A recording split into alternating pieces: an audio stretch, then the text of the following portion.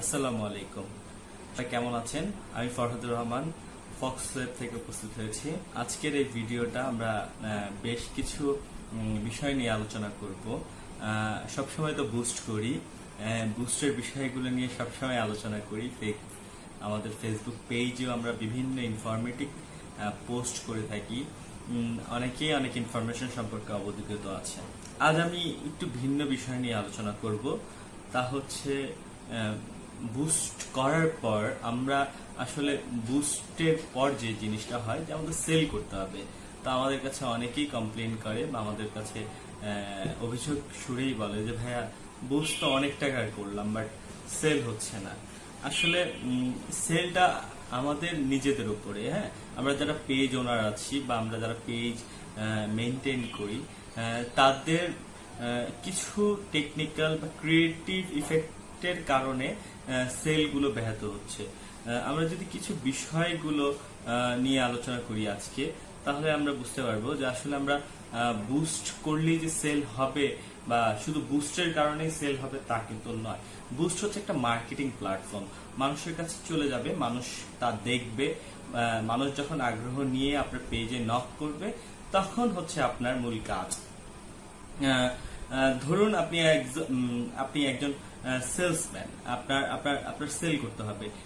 যেহেতু আমরা ম্যাক্সিমাম ক্ষেত্রে আমাদের পেজগুলো মানে একজনই হ্যান্ডেল করে, যারা পেজ ওনাররা আছেন তারাই হ্যান্ডেল করে। অনেক সময় হ্যান্ডেল করতে না পেরে তাদের যারা ইনবক্সের জন্য আমরা লোক হায়ার করে রাখি।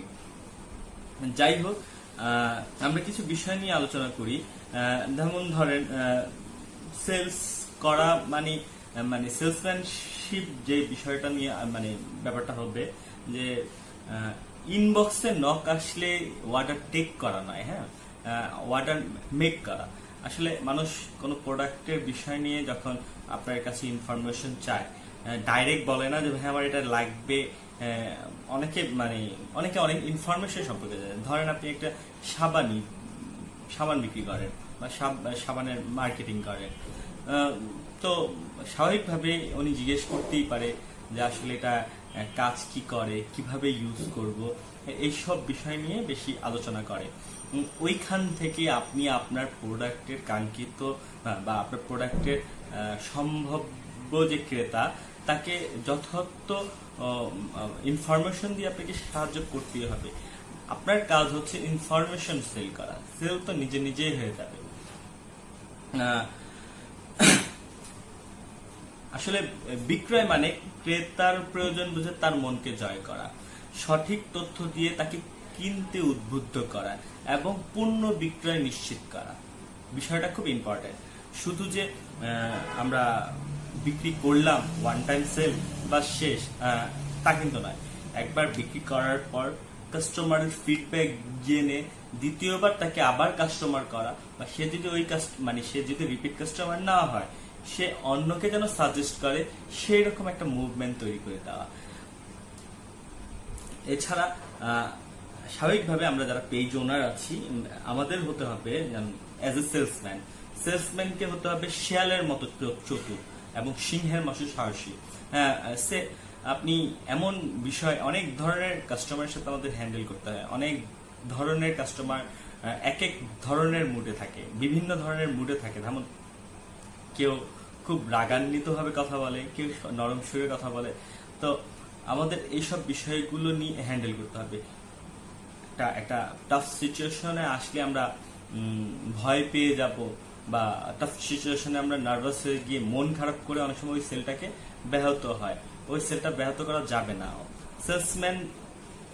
সেলসম্যান ভাবে যদি আপনি চিন্তা করেন যে অর্ডার টেক করব না, আমি অর্ডারটা মেক করব, জাস্ট এই জিনিসটা যদি মাথায় রাখেন যে শুধু অর্ডারটা রিসিভ করাটা দায়িত্ব না, অর্ডারটা তৈরি করাটা আমার দায়িত্ব।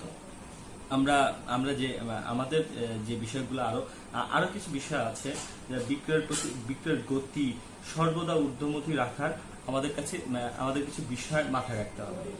SMS, sales more to sell, মানে ইতিমধ্যে কভার হয়ে গিয়েছে বা ইতিমধ্যে সেল হয়ে গিয়েছে হ্যাঁ ওই সব কাস্টমারের কাছে আমরা পুনরায় নক দিতে পারি, তাদের ফিডব্যাক গুলো জানতে পারি, আসলে তারা প্রোডাক্টটা পেয়ে সন্তুষ্ট কিনা, রিসিভ করেছে কিনা, এবং তারা আবার প্রোডাক্ট নিতে চায় কিনা, এবং SNS যেমন সেল নিউ টু সেল, হ্যাঁ ইতিমধ্যেই সেল হয়ে গিয়েছে, হ্যাঁ বাট ওই কাস্টমার গুলা নক করেছিলেন বাট ওনারা কিনে নেয়, তাদেরকে নক করা এবং পুনরায় আবার বুস্টিং এর মাধ্যমে নতুন কাস্টমারদের কাছে রেগুলার পৌঁছানো। আমরা আরেকটা যে কাজ করতে পারি রিলেশনশিপ ম্যানেজমেন্ট, যেটা আমরা সবসময় শুনে থাকি। আমরা এমন 50 জন কাস্টমারকে লিস্টেড করব, হ্যাঁ তাদের নাম্বার, তাদের ফোন নাম্বার, হ্যাঁ তাদের প্রোফাইলের লিঙ্কগুলো আমরা লিস্ট করব এবং তাদেরকে রেগুলার আমরা মনিটর করব বা তাদেরকে রেগুলার আমাদের প্রোডাক্ট বা সার্ভিস যারা রেগুলার নিতে পারে বা রেগুলার নেয় তাদেরকে বিশেষভাবে আমরা যত্নশীল হতে পারি। একটা জিনিস শুনেন, একটা জিনিস মাথায় রাখা উচিত যে আমাদের সব কাস্টমার সবাই কিন্তু কেনে, হ্যাঁ কাস্টমার আমাদের কাছ থেকে প্রোডাক্ট কিনে না, হ্যাঁ আমাদের কাছ থেকে বেনিফিট গুলো কিনে। হ্যাঁ আমরা যে প্রোডাক্টটাই আমরা সেল করি না কেন, ওই প্রোডাক্টটা কেনা আসলে প্রোডাক্টটা জন্য সে আপনার কাছ থেকে কিনছে না, ওই প্রোডাক্টের মাধ্যমে উনি যে বেনিফিটটা পাবেন সেই কারণেই আপনার কাছ থেকে প্রোডাক্টটা কিনছে। তাই আমাদের মাথায় রাখা উচিত যে আমরা কাস্টমারকে প্রোডাক্ট সম্পর্কে যতটুকু ইনফরমেশন দিব, হ্যাঁ ওটার বেনিফিট বা ওনাকে উপকৃত করে ওইসব বিষয় নিয়ে বেশি আলোচনা করব।